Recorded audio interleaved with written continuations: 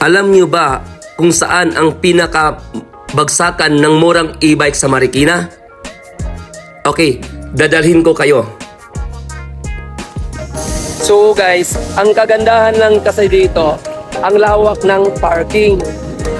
Okay guys, ito yung nasa left side natin. Ito yung papunta yan ng palengke yan. Ang unahan yan sa may tulay na siya, no? So nandito tayo yun sa Tanyong, sa A. Bonifacio Tanyong. And then ito naman papuntang doon, Cubao yan. So nandito tayo sa A. Bonifacio Tanyong ngayon, no? So napakalawak ang parking. Kung makita niyo, ayan, no? So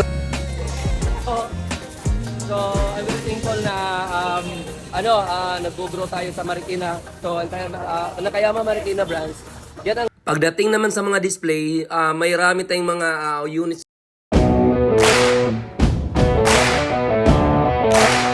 Nyo doon sa location, sa branch natin, automatic na po. Makakapag-operate sa inyo yung sa pavilion. So, hindi ko mamili. So, iba't-ibang unit ang bigyan sa inyo. Dahil marami pa po kasing mga tao na hindi pa nila alam kung saan ba yung pinakamurang e-bike sa Marikina. So yun, kung nakikita nyo sa natin, sa mga videos natin, ito na po siya. So pinakamurang e-bike sa Marikina, ito na po. So mamili kayo. Iba't ibang mga klase ng e-bike na mayroon tayo dito. So pagdating nyo sa area, pwede kayong mamili. Willing po mag-assist yung mga staff natin para sa ma-accommodate ang lahat ng customer, no? Kasi medyo marami ang kumukuha din dito sa natin, sa mga e-bike natin. So tuloy-tuloy yan. So, kasi nung yung mga siguro alam nyo na kung saan nyo puntahan itong pinakamurang mga e-bikes, no? Sa Marikina. So ito lang yun sa A. Bonifacio Street.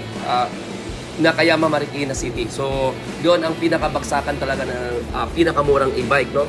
E ganyan ang natin dito sa anytime na pumunta kayo doon, at least quality, no? Alam niyo naman ang Nakayama, quality talaga yan. So, the most trusted e-bike, the multi-award winning company in the Philippines, only Marikina. Only Nakayama company pagdating dyan. So, yun lang guys. We hope na matuntun diretso yung location natin kasi marami namang nakakaalam na din dito sa bagsakan ng mga murang e-bike eh. So yun guys, thank you.